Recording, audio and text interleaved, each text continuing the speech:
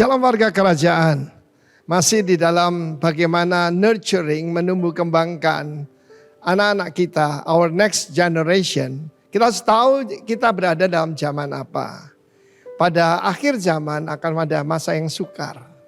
2 Timotius 3 menjelaskan salah satu yang menurut saya adalah yang sangat dan paling sukar bukan yang di luar kita, tapi yang di dalam rumah kita. Di sana dikatakan disobedient to parents. Tidak tunduk, tidak menurut, tidak hormat, tidak menghargai orang tua. Karena itu sebelum yaitu peperangan rohani dalam Efesus pasal 6. Mengenakan seluruh perlengkapan senjata Allah. Maka diaturlah oleh Rasul Paulus di dalam ayat pertama. Hai anak-anak, taatilah orang tuamu di dalam Tuhan. Karena haruslah demikian. Terjemahnya kurang bagus. Karena bahasa Inggris, for this is right. Hormatilah ayahmu dan ibumu. Honor di sini bukan lagi yaitu cuma taat, tapi menghormati. Ini satu perintah yang penting seperti nyata janji ini. Apa janjinya? Apa rewardnya? Supaya kamu berbahagia dan panjang umurmu di bumi. Karena itu waktu saya ada di rumah sakit, nomor satu saya periksa hubungan saya dengan Bapak Sorgawi, ya, Bapak Jasmani sudah tidak ada ibu saya, ada Bapak Rohani saya. Apakah saya menghormati mereka atau tidak? Karena itu menentukan apakah saya akan berbahagia dan dipanjangkan, dilanjutkan umur saya di bumi. Dan seperti Anda sudah dengar, cuma dalam 3 hari secara ajaib, I was recovered. Langsung swab test pertama negatif, lalu kemudian hari yang kelima juga swab test kedua juga nyatakan negatif. Ternyata kalau kita itu menurut firman Tuhan ada reward. Tapi kalau melanggar firman Tuhan, yang datang bukan berkat, melainkan kutuk. Masih ingat apa yang terjadi pada keluarga pada Nuh? Karena itu sudahlah, jangan pikirkan yang di luar, periksa yang di dalam. Saya melayani Tuhan 41 tahun ini. Maka saudaraku saya bisa berkata dengan sangat jelas bahwa banyak orang tidak berbahagia sederhana. Periksa hubungannya dengan otoritasnya. Dan yang bukan yang paling jauh, kalau tidak bisa menghormati yang kelihatan, bagaimana yang tidak kelihatan. Nah, saya dalam satu seri selama bulan ini akan mengajarkan anak-anak yang berbahagia dan panjang umur karena menghormati orang tuanya. Di dalam hidup saya mengeterapkan ini dan bagaimana saya belum dikarunia anak secara jasmani, tapi dikarunia anak-anak rohani. Tetapi Tuhan izinkan saya memelihara orang tua saya. Mulai dari ayah masih ada, ayah dan ayah mertua. Sekarang ada ibu saya, ibu mertua saya. Dan tadinya ada 2 tante saya yang lain, kakak dan adik dari ibu saya. Yang semuanya ada di rumah. Dan seminggu lagi saya akan memperingati ulang tahun ibu saya ke-98. Beliau panjang umur dan saya juga dipanjang umurkan di bumi. Dan ini perintah. Ingat apa yang saya ajarkan dalam bulan yang lalu. Ada tunduk, ada taat, ada hormat. Tunduk, taat, hormat. Karena perintah ini bukan anjuran, ini bukan nasihat. Mau diberkati, mau panjang umur, hormati orang tuamu. Tuhan memberkati kita semua. Ada banyak hal yang baik dari Amerika, tapi ada yang buruk. Yang buruknya apa? Diajarkan tidak menghormati orang tua.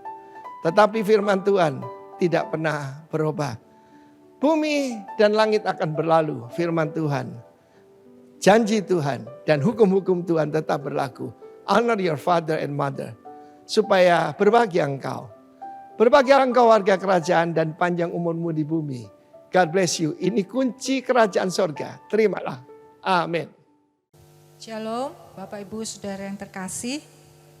Puji Tuhan kita kembali sama-sama pada siang hari ini kita mau beribadah kepada Tuhan. Dengan penuh sukacita dan kerinduan untuk kita mau melekat dengan Tuhan. Amin. Sebab hadirat Tuhan itulah tempat yang paling indah. Amin. Haleluya.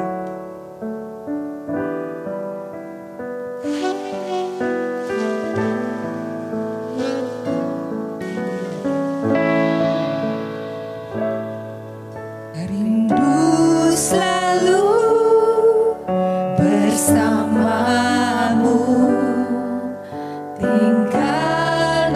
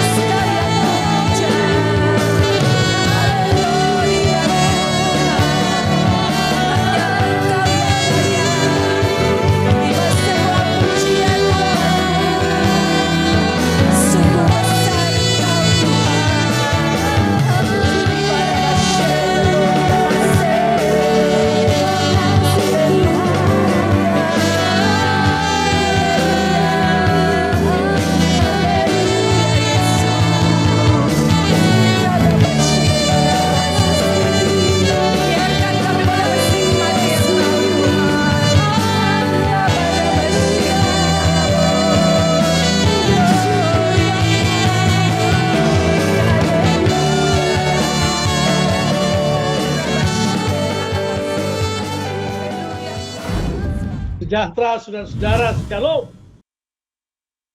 Puji Tuhan. Selamat datang di bulan Maret ini. Cuma mau mengingatkan bahwa bulan Maret ini adalah anniversary month dari Rock Makassar. Jadi pengen mengajak saudara-saudara untuk terlibat pada kegiatan-kegiatan yang akan dikerjakan dari mulai minggu depan sampai tanggal 28 di bulan ini ya. Jadi nanti tanggal 12 sampai tanggal 14 ada leadership, kemudian tanggal 19 sampai 20 ada Rockman Be Ready, kemudian kita masih merancang untuk nanti tanggal 27 dan 28 bersama Pak Kris. Kita juga akan ada seminar pujian penyembahan tentunya atau prophetic word. Jadi kita berharap bahwa gereja kita di Makassar diperkuat dengan hal-hal seperti ini dan kita akan bertindak melakukan apa yang Tuhan kehendaki buat kita. Dipercaya bahwa tahun ini kita akan masuk kepada pertumbuhan rohani yang lebih lagi. Nah, saya berharap saudara masih tetap mengingat. Ya, saya nggak tahu apakah saudara masih ingat atau tidak. Apakah setelah menjadi MTP, ya saudara sudah menjadi satelit, sudah lupa 4 hal yang saya pernah ajarkan 1,5 tahun yang lalu, bahwa outlet dari mentalitas kerohanian kita itu adalah identitas, apalagi pola pikir, kebiasaan, dan perkataan. Itu penting sekali kita ketahui. Nah, kita perlu mengerti bahwa prinsip pertumbuhan itu adalah sesuatu yang harusnya intensional dan kita bertanggung jawab atas pertumbuhan pribadi kita. Itu jelas. Bahwa saudara tidak bisa menyalahkan orang lain kalau saudara tidak bertumbuh. Dan jangan buat itu. Saudara keliru besar. Misalnya, ada beberapa orang tidak bertumbuh secara rohani, dia menyalahkan pemimpin rohaninya. Enggak. Pertumbuhan rohani itu sifatnya personal dan intensional.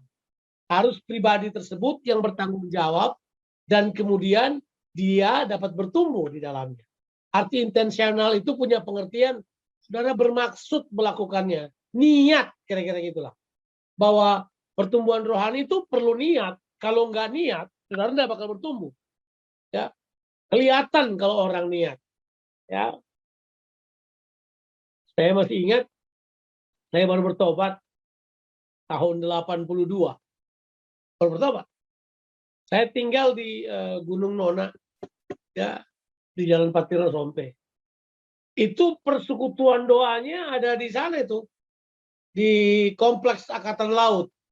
Itu saya jalan kaki Pak ke sana untuk ikutin persekutuan doanya. Orang pada waktu itu kan belum ada istilah itu. Tapi dia orang bilang ini, kamu nekat kamu fanatik itu namanya. Nah, saya bilang enggak. Saya bukan nekat atau fanatik. Saya niat. Nah, kita perlu dalam pertumbuhan rohani harus bertanggung jawab tapi juga niat. Itu penting sekali. Kita perlu niat. Nah, sekarang kita akan membahas tentang pertumbuhan rohani.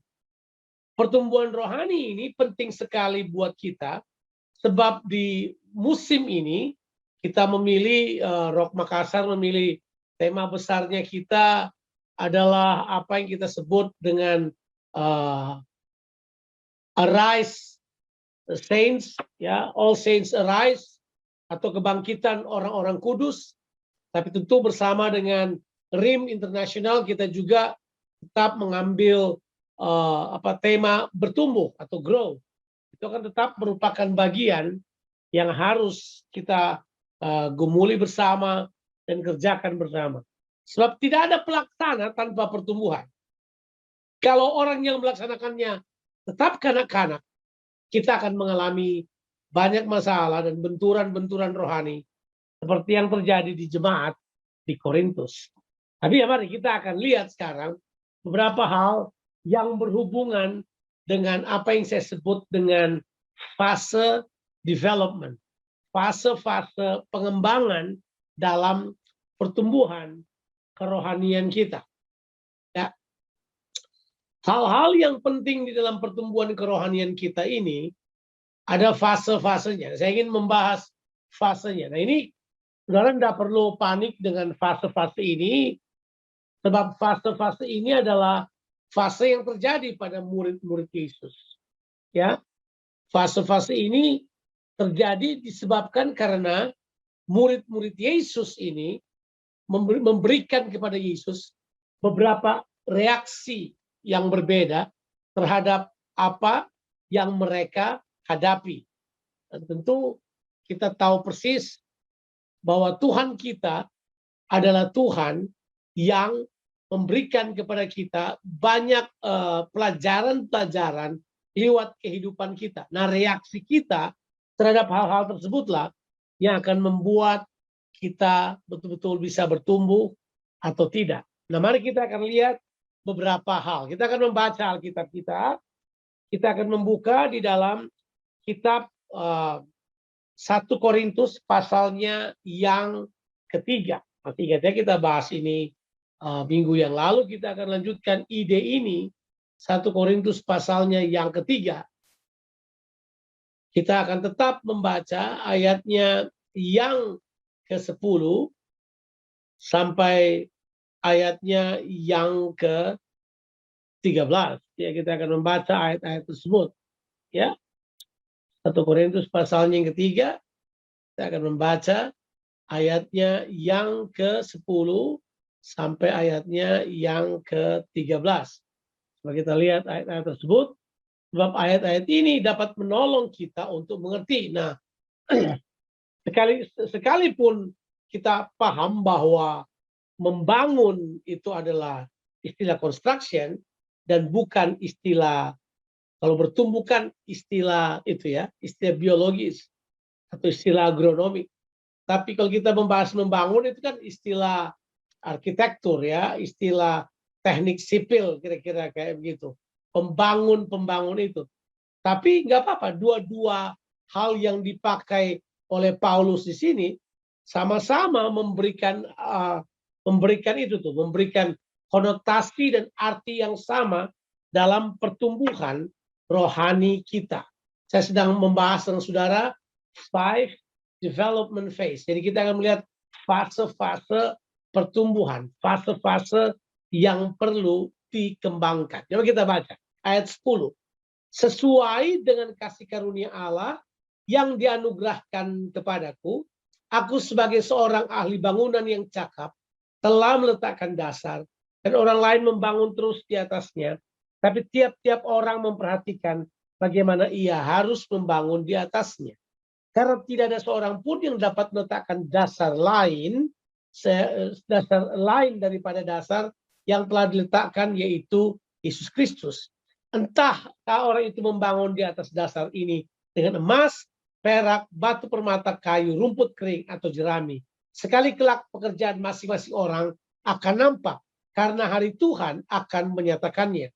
Sebab ia akan nampak dengan api, dan bagaimana pekerjaan masing-masing orang akan diuji dengan api. Coba kita akan lihat fase-fase pertumbuhan rohani yang ditulis oleh Rasul Paulus. Nah, fase yang pertama itu adalah fase iman. Itu jelas. Fase iman ini adalah fase yang terpenting. Fase iman inilah yang membuka peluang pada saudara untuk masuk pada kasih karunia. Fase ini adalah fase yang sangat krusial. Di fase iman inilah kita menyebutnya sebagai fase dasar, fondasi. Saya menggunakan istilah edukatif. Ini adalah saya menyebutnya sebagai fase recognition, fase pengenalan diri dan orientasi. Itu jelas. Fase ini adalah fase recognition. Kita kemudian mulai sadar bahwa, saya harus membangun sesuatu. Kehidupan rohani saya perlu saya bangun. Kehidupan rohani saya, kalau tidak saya yang bangun, siapa yang mau membangunnya? Saya harus bekerja sama dengan ahli bangunan itu untuk dapat membangun kehidupan saya. Itu jelas. Itu kita nggak bisa anggap remeh bahwa kita sekarang ada pada fase di mana dasar sudah ada. Dasarnya adalah Yesus Kristus. Tapi masalahnya kita perlu membangun kehidupan di atasnya. Membangun inilah yang membutuhkan apa yang saya sebut dengan kerja sama. Ada recognition di dalamnya, ada pengenalan di dalamnya. Apa yang harus kita kenali? Kita harus mengenal 3 hal di fase ini. Yang pertama, kita harus mengenal siapakah yang akan membangun kehidupan kita. Jawabannya adalah Tuhan lewat rasul-rasulnya dan nabi-nabinya. Kalau saya punya bahasa adalah yang akan membangun kita adalah Tuhan lewat rasul-rasul dan nabi-nabinya. Ingat? Atau 5 jawatan lah yang kita bahas nanti ke depan. Akan ada pelayanan 5 jawatan yang akan membangun kehidupan orang percaya. Siapa 5 jawatan ini? 5 jawatan ini adalah pelayanan Yesus Kristus yang dia berikan kepada gereja supaya gereja terbangun, supaya orang percaya terbangun untuk membangun tubuh Kristus. Tapi untuk membangun tubuh Kristus harus dimulai dengan membangun batu-batu hidup itu. Individual-individual itu perlu dibangun. Saudara dan saya adalah individual-individual yang sedang dibangun. Fase ini adalah fase yang penting. Kita menyebutnya sebagai fase di mana kita mengenal pribadi Tuhan, kita mengenal apa yang Tuhan berikan buat kita. Fase pengenalan ini adalah fase yang penting. Fase ini kita sebut sebagai fundamental basics of following Jesus. Kita perlu sekali hal ini. Di fase yang pertama ini, perlu sekali saudara perhatikan. Sebab gagal di sini, gagal seluruhnya. Fase dasar. Ingat, yang menghendaki saudara bertumbuh adalah Yesus. Yang akan memberikan pertumbuhan adalah Yesus. Yang akan memberikan makanan adalah Yesus. Kalau saya berkata, dia adalah segala-galanya bagi kita. Bagian kita apa? Bagian kita yang tadi saya katakan di depan. Bagian kita adalah yang pertama, bertanggung jawab atas apa yang Tuhan sudah berikan buat kita. Yang kedua adalah, saudara, niat untuk bertumbuh. Kita harus punya niat. Itu dasar, saudara. Niat penting. Saya telah melayani cukup lama. Saya telah melihat orang-orang. Saya telah bekerja sama dengan banyak orang. Saya telah melatih banyak orang untuk menjadi murid Kristus dan pelayan-pelayan Tuhan. Saya telah melihat bagaimana kalau orang nggak niat, dia tidak akan punya apa-apa. Saya pernah satu kali, saya berharap saudara nggak niat, cuma karena saudara pengen mendapatkan sesuatu ya. Satu kali ini cerita aja. Saya masih ingat kita mau bikin seminar, terus orang beritahu buat saya, Bang Jo, seminarnya bayar ya. Kenapa? Supaya orang mau datang karena dia bayar. Oh, saya tanya, bukankah dia datang kalau memang dia niat mau datang? Ada kerinduan, ada niat. Dia berkata, enggak, kalau sudah ada duit, niatnya pasti ikut duit. Oh, bayangkan. Kalau niat orang cuma ikut duit, niat orang hanya ikut uang, saya mau katakan kepada saudara, bertobat. Kita tidak bisa memulai dengan hal tersebut. Niatan kita mesti murni. Niatan kita adalah mau bertumbuh di dalam Kristus. Makanya dasarnya jelas. Yesus. Kita harus membangun. Nah, disinilah fase yang pertama. Ini namanya fase pengenalan. Kalau kita sebut di fase-fase, kalau kita baru masuk pada sebuah daerah, kita menyebutnya sebagai fase orientasi. Lalu fase orientasi. Di sini yang paling penting. Saya telah melihat ya, orang gagal bertumbuh karena orientasinya salah. Orang gagal bertumbuh karena pertama orientasinya adalah manusia, bukan Yesus. Yang kedua orientasinya berkat, bukan si pemberi berkat. Yang ketiga orientasinya adalah kenyamanan, bukan keinginan untuk bertumbuh melewati komitmen-komitmen. Oh, orientasi penting. Ini fase pengenalan ini, fase orientasi ini, fase iman ini sangat penting. Dia akan membawa kita pada pengenalan. Saya belajar di fase ini. Waktu saya baru bertobat, fase ini penting sekali buat saya. Saya makan firman. It's all about Jesus. Saya tahu Yesus harus menjadi pusat dari apapun yang saya kerjakan. Saya tidak boleh back down mengenai hal ini. Saya harus hidup di dalamnya. Itu jelas. Itu fase yang pertama. Fase dasar. Fase orientasi. Bolehkah saya tanya beberapa hal pada saudara? Apa orientasimu ikut Yesus? Nah, saya akan beritahu dengan jelas. Kalau pertama fase orientasimu adalah manusia, teman, lihat hamba Tuhan, lihat selebriti rohani, saya dapat pastikan saudara bakal kecewa di depan. Saudara boleh bangun apa aja, bangun apa aja.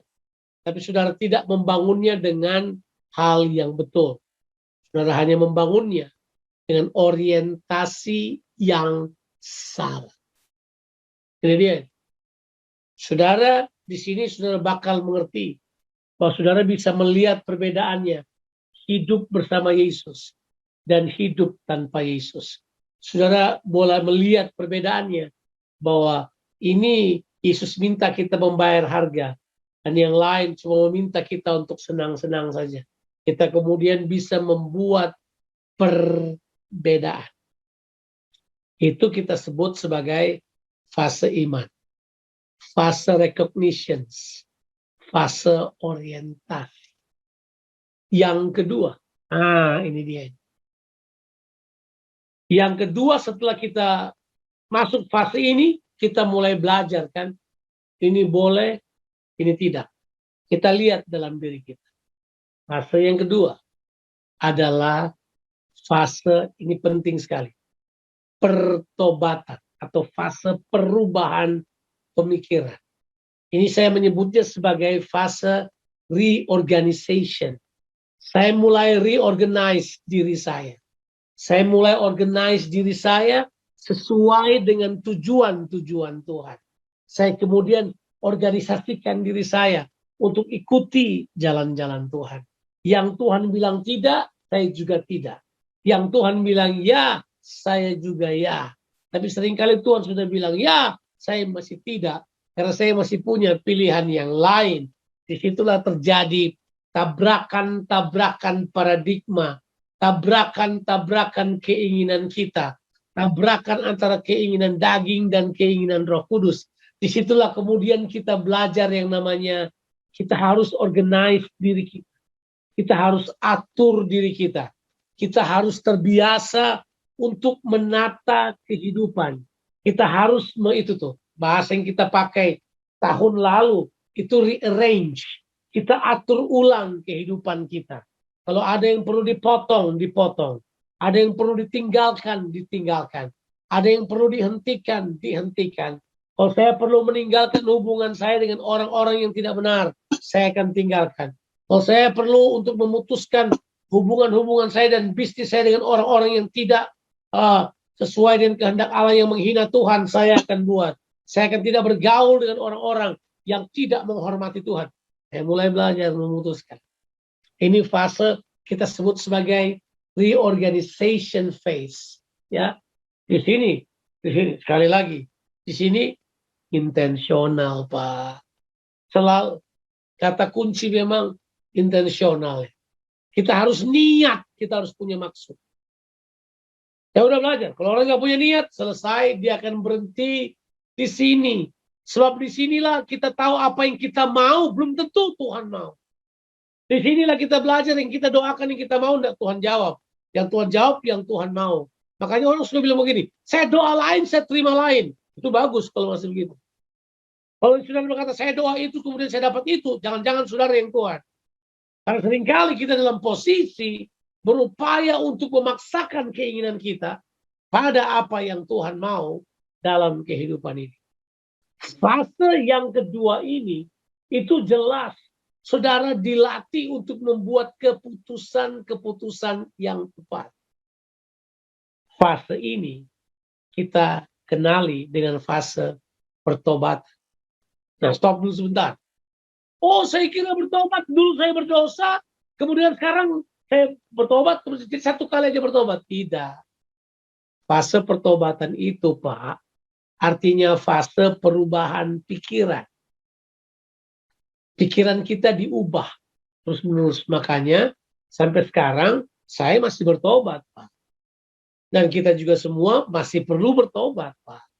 Fase ini adalah fase kita sebut sebagai mengorganisasi ulang kehidupan kita sesuai dengan kehendak Tuhan. Sebab sekarang kalau kita sudah bertobat, kita menjadi milik Tuhan. Kita ada di bawah kekuasaan Tuhan. Kita ada di bawah administrasi yang baru. We are under new management. Kita ada di manajemen baru kerajaan Allah. Ada terjadi reorganization. Ada terjadi reorganized priorities. Ada prioritas yang berubah. Ada nilai-nilai yang harus ditambahkan. Ada kebiasaan-kebiasaan yang harus dibuang. Kita harus kemudian mulai belajar dalam jalan-jalan Tuhan. Tidak ikuti maunya kita sendiri lagi. Fase ini penting. Disinilah kadang-kala kita. Ini. Orang mau bertobat, cuman ganti hari kebaktian aja. Biasanya kebaktian di bar dan di restoran dan di tempat sekarang dia pindah ke gereja aja. Cuma ganti waktu itu hari aja.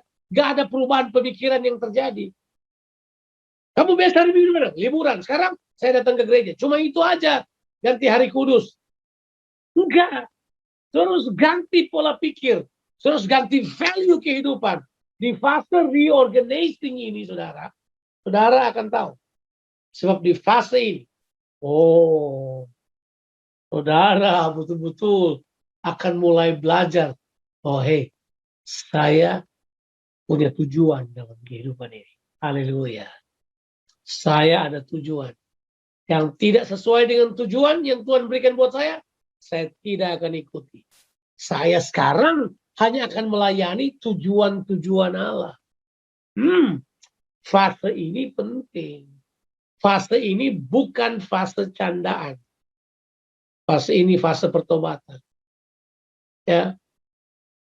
Saya masih ingat saya memulai pelayanan, masih suka salah, masih mau membangun pelayanan kan.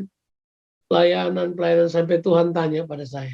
Ini pertanyaan yang membuat saya patah hati ya malam hari itu. Tuhan berkata begini, apa prioritasmu, Jonathan? Saya bilang melayani Tuhan. Tanya lagi. Masa?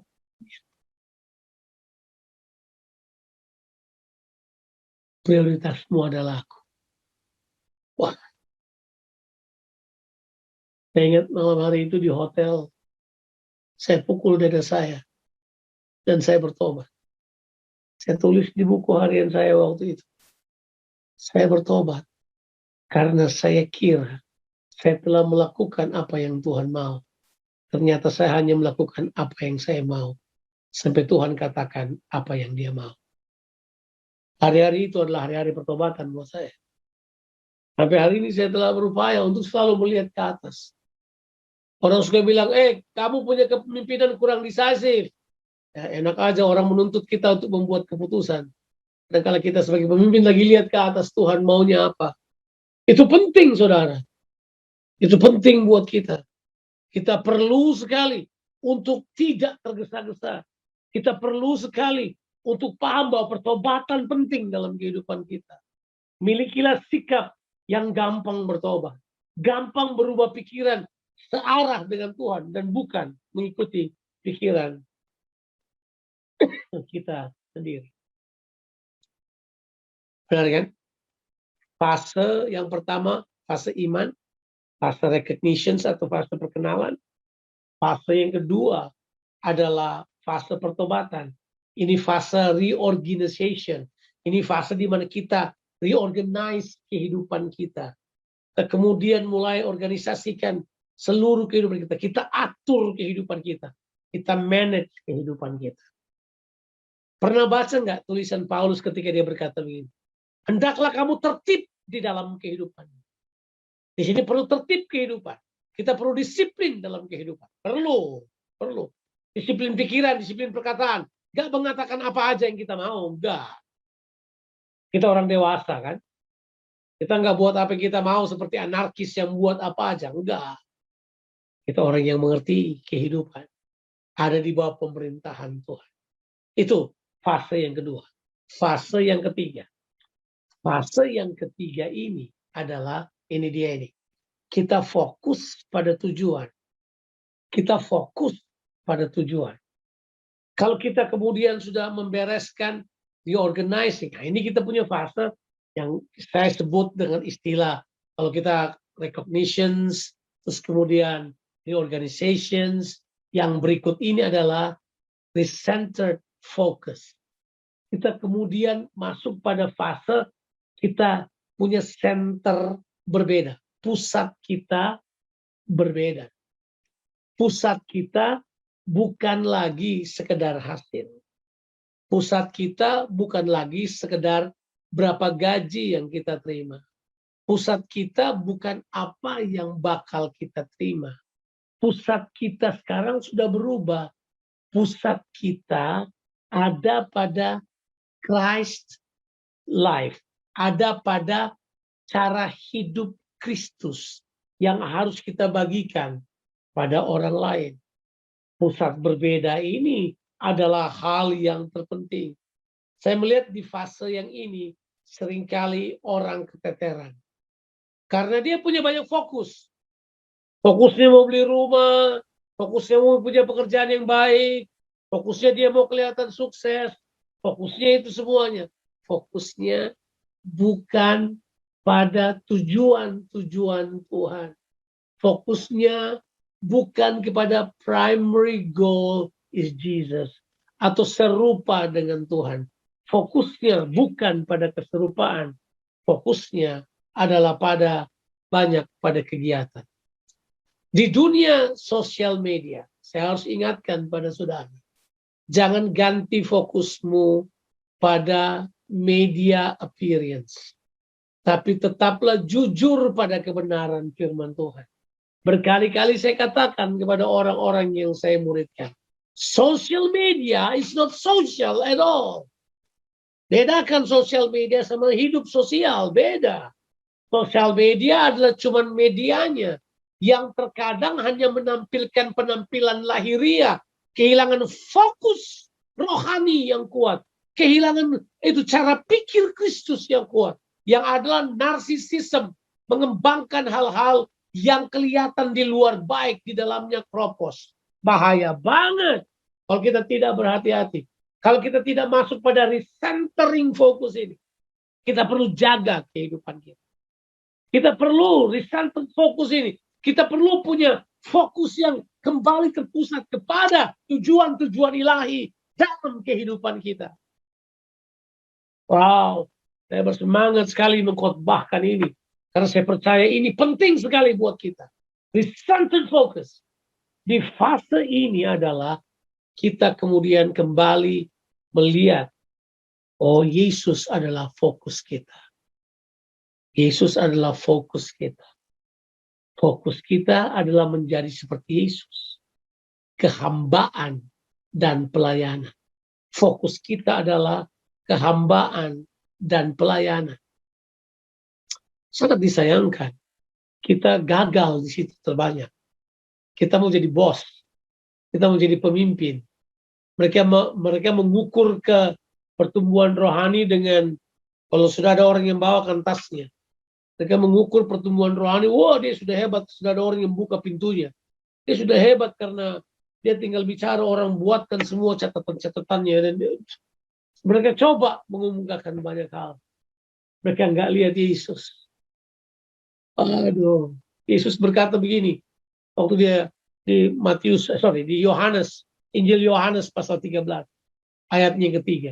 Coba ditayangkan ayatnya kalau boleh. Injil Yohanes pasalnya yang ketiga. Pasal 13, sorry. Injil Yohanes pasal 13, ayatnya yang ketiga. Alkitab bilang begini, Yesus tahu dari mana dia berasal. Yesus tahu bahwa Bapaknya telah menyerahkan kepada segala sesuatu kepadanya. Dan bahwa ia datang dari Allah dan kembali kepada Allah. Oh, dia fokus.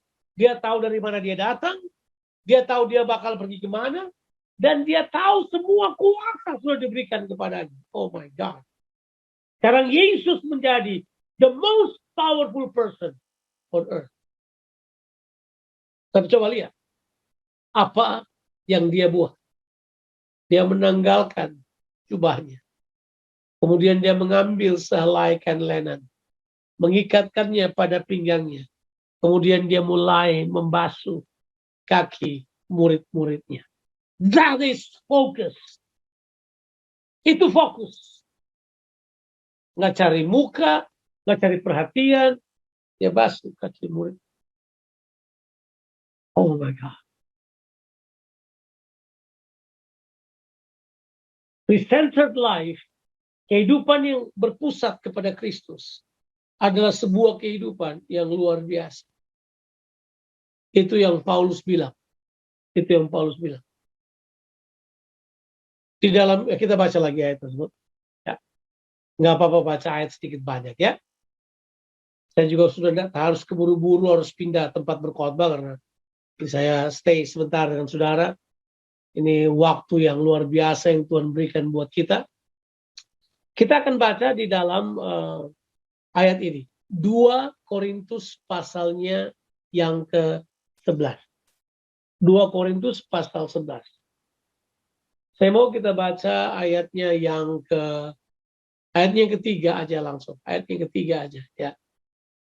Paulus bilang, aku cemburu karena aku telah mempertemukan kamu dengan Yesus Kristus. Ya, tapi dia bilang ini, tetapi aku takut kalau pikiran kamu disesatkan dari kesetiaan kamu yang sejati kepada Kristus, sama seperti Hawa diperdayakan oleh ular itu. Ini bahasa Inggrisnya. But I fear lest by any means as the serpent beguiled Eve through his subtlety, so your mind should be corrupted from the simplicity that is in Christ Jesus. Jelas.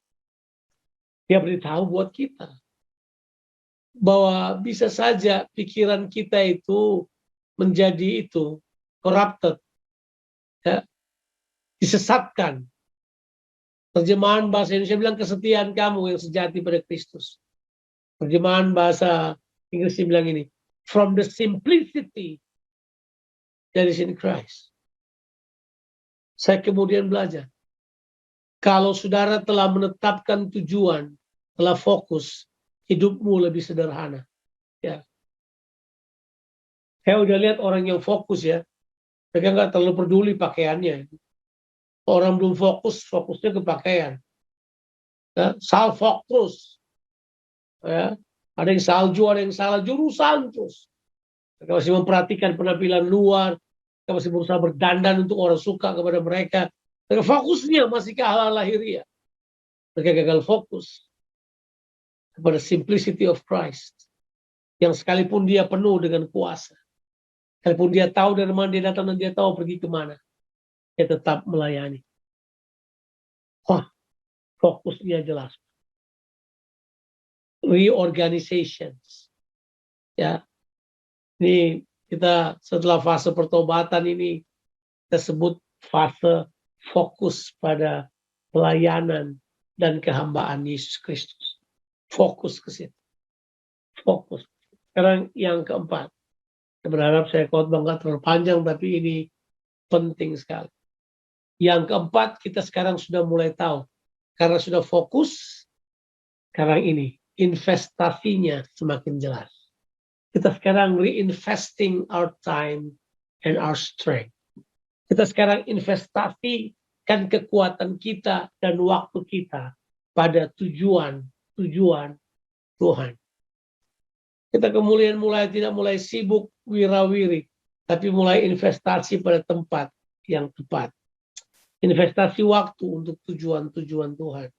Investasi waktu untuk hal tersebut. Ya, saya investasi waktu untuk melatih orang. Saya investasi waktu untuk memuridkan orang. Saya tidak pikir yang lain lagi. Saya berupaya untuk membangun tim, menciptakan kebudayaan, membangun sebuah jalur supaya orang kemudian bisa berjalan di dalamnya. Kalau kita sudah fokus, investasi kita lebih jelas. Saya tanya pada saudara, di mana investasi waktumu kau berikan terbanyak? Apakah di dalam investasi waktu itu ada Tuhan di dalamnya? Ada pekerjaannya di dalamnya? Ada orang lain di dalamnya? Atau selalu saudara berkata gini, saya sibuk Pak, saya tidak ada waktu Pak, saya harus buat ini dan itu Pak. Bertobat. Investasikan waktumu dan semua tenagamu untuk hal-hal yang merupakan tujuan Tuhan dalam kehidupanmu. Oh, kalau gitu nanti makannya apa, Pak?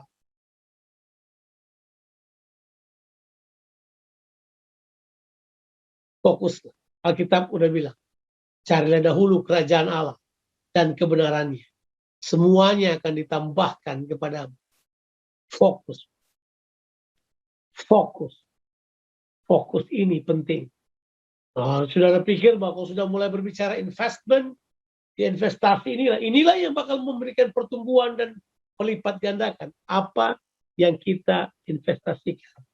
Saya belajar.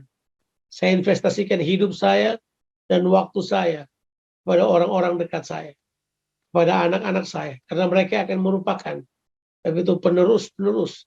Saya harus memperhatikan mereka, investasi untuk kehidupan mereka. Investasi ini adalah fase yang penting, fase investasi. Kita kemudian masukkan apa yang kita masukkan di dalamnya. Jadi kita ulang pelan-pelan. Yang pertama adalah disebut fase iman, fase pengenalan ini. Yang fase pengenalan itu fase orientasi. Yang kedua adalah fase apa saudara? Fase pertobatan. Kita sebut sebagai fase reorganizing. Kita organisasikan ulang kehidupan kita. Yang ketiga adalah fase fokus, centered focus. Fokus yang berpusat kepada pribadi Yesus dan pekerjaan pelayanannya. Kehambaan dan pelayanan. Kita kerjakan hal tersebut. Kemudian yang keempat adalah kita kemudian reinvesting our life. Kita investasikan hidup kita pada tujuan Tuhan. Paulus bilang buat kita. Kita lihat sekali lagi ayatnya yang ke-10 bagian C. Dia bilang ini. Tetapi tiap-tiap orang harus memperhatikan bagaimana ia harus membangun di atasnya. Bagaimana ia harus membangun di atasnya. Kemudian ayat 12 dia beritahukan buat kita. Entah orang tersebut membangun di atas dasar emas, perak, batu permata, kayu, rumput kering, dan jerami. I've learned so many things. Ada banyak orang investasikan yang murahan kepada Tuhan. Ya. Mari saya beritahu buat saudara. Saya tidak bilang investasikan keuangan. Saya beritakan investasikan kehidupan. Ya. Tapi ada banyak orang yang cuma mau kirim uangnya dan tidak memberikan kehidupannya. Ada orang yang berkata, saya sudah kasih uang, cukup. Dan ada beberapa orang cuma menilai pemberian uang sudah lebih daripada segala-galanya. Kalau dia sudah beri uangnya, cukup. Investasi yang betul, Pak. Investasi yang benar. Kita perlu investasikan apa yang menjadi keinginan Tuhan dalam kehidupan kita. Oke. Lihat lagi yang pertama, fase iman, fase recognition, fase pengenalan, fase orientasi. Yang kedua adalah fase pertobatan, yaitu fase di mana kita kemudian organisasi ulang kehidupan kita menurut kehendak Allah. Yang ketiga adalah fase fokus pada tujuan-tujuan Tuhan, fokus kepada pribadi Tuhan dan pelayanannya, kehambaan, itu keserupaan dengan Tuhan. Dan yang keempat adalah investasikan kepada apa yang Tuhan inginkan kita investasikan. Kalau terfokus, gampang investasi. Sekarang, yang berikut adalah you have to start from where you are. Yang kelima adalah saudara harus memulainya dari mana saudara ada. Mulailah dari rumahmu. Mulailah berpikir 4 hal tadi di dalam rumah. Pikirkan bagaimana orientasi. Pikirkan bagaimana kita kemudian reorganisasi. Pikirkan bagaimana kita refocus, recenter focus. Pikirkan bagaimana kita kemudian reinvestasikan kehidupan kita. Bagaimana kita reinvestment banyak hal dalam kehidupan kita untuk perkara-perkara yang Tuhan inginkan. Saudara, saya mesti berhenti di sini. Ya, saya mau katakan kepada saudara satu hal yang sangat penting. Kalau saudara mau bertumbuh, ingat ini baik-baik. Kalau saudara mau bertumbuh, ingat ini baik-baik. Bertanggung jawablah untuk apa yang Tuhan berikan pada saudara. Yang kedua, kalau saudara mau bertumbuh, niatlah untuk bertumbuh.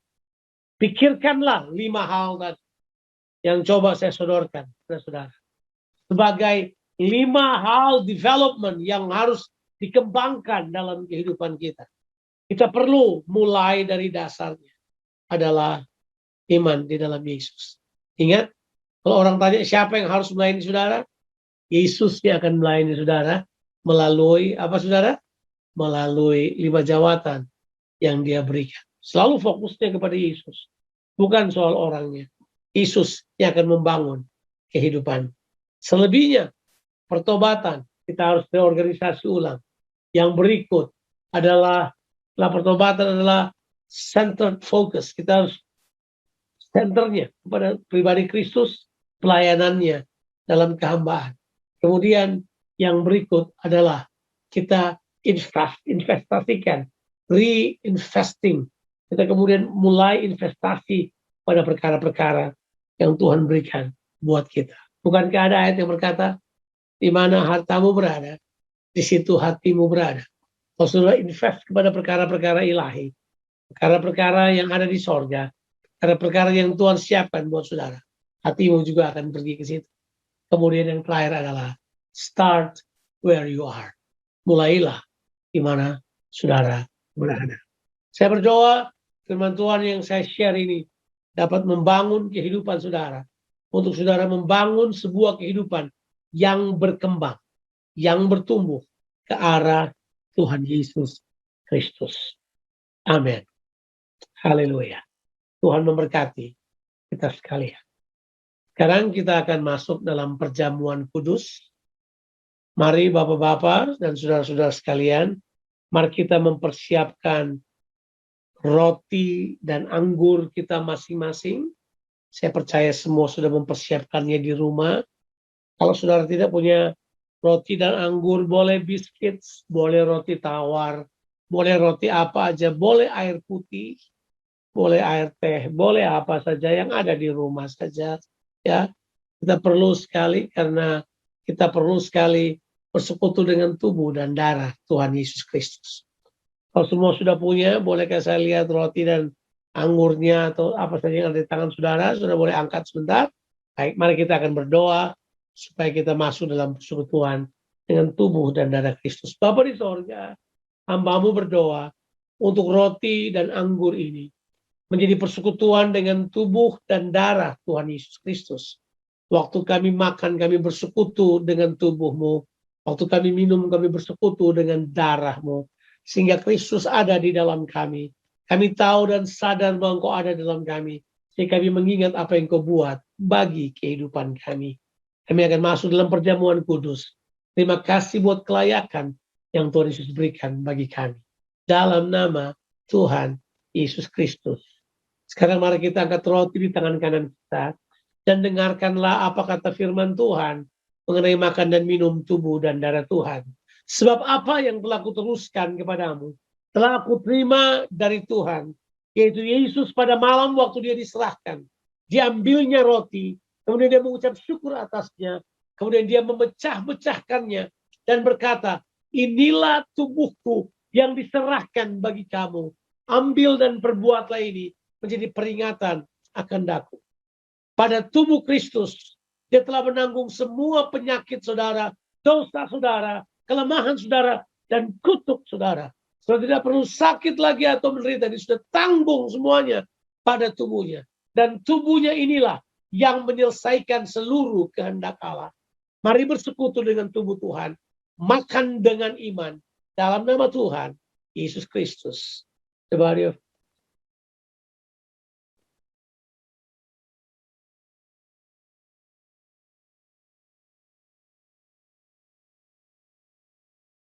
Haleluya.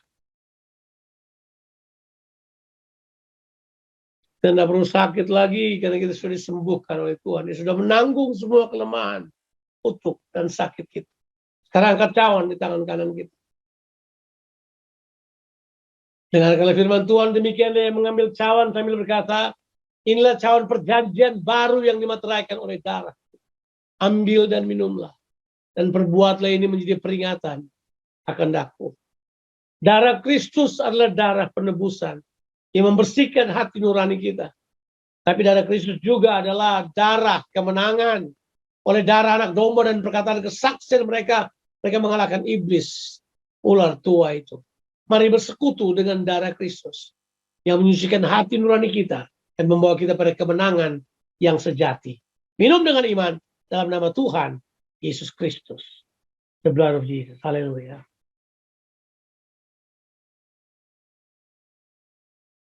Amin. Ambil waktu berbicara pada Tuhan. Buat komitmen baru dengan Tuhan. Nyatakan isi hatimu kepada Tuhan. Haleluya. Terima kasih Tuhan. Terima kasih. Thank you Jesus. Thank you Lord. Terima kasih atas anugerah-Mu buat kami. Haleluya. Sekarang mari kita akan berdoa, doa Bapa kami, bukan dengan tradisi, tapi dengan keyakinan bahwa kita perlu kerajaannya terlaksana dalam kehidupan kita. Dan kehendaknya terjadi dalam kehidupan kita. Seperti di sorga terjadi dalam kehidupan kita, keluarga kita, dan komunitas kita. Mari kita berdoa bersama-sama. Bapa kami yang di sorga, dikuduskanlah namamu, datanglah kerajaan-Mu, jadilah kehendak-Mu di bumi seperti di sorga. Berikanlah kami pada hari ini makanan kami yang secukupnya. Ampunilah kami akan kesalahan kami seperti kami sudah mengampuni orang yang bersalah kepada kami. Dan janganlah membawa kami ke dalam pencobaan, tapi lepaskanlah kami daripada yang jahat. Karena Engkau lagi mempunyai kerajaan dan kuasa dan kemuliaan sampai selama-lamanya. Amin. Amin. Puji Tuhan. Tuhan memberkati saudara-saudara sekalian. Ya, mari kita akan selesaikan ibadah kita. Berbahagialah kamu, rukunlah kamu. Ketahuilah bahwa Tuhan itu baik. Dia akan membawa kita pada kemenangan yang sejati. Terimalah berkat Tuhan. Tuhan memberkati engkau dan melindungi engkau. Tuhan menyinari engkau dengan wajahnya dan berikan kepadamu kasih karunia. Tuhan menghadapkan wajahnya kepadamu dan berikan engkau damai sejahtera limpah rahmat. Supaya diberkatilah kehidupanmu, diberkatilah keluar masukmu, diberkatilah keluargamu dan orang-orang yang kau kasihi. Diberkatilah pekerjaanmu dan studimu. Kiranya apa saja yang dikerjakan tanganmu dilipat gandakan oleh Tuhan. Kiranya tangan-tanganmu ini menjadi tangan kesembuhan, tangan keberkatan, dan tangan pemulihan bagi semua orang yang kamu jumpai. Karena Tuhan menyertai kamu bahkan berdiam dalam kehidupanmu. Dalam nama Tuhan Yesus Kristus. Haleluya. Amin. Tuhan memberkati. Happy Sunday everyone. Thank you.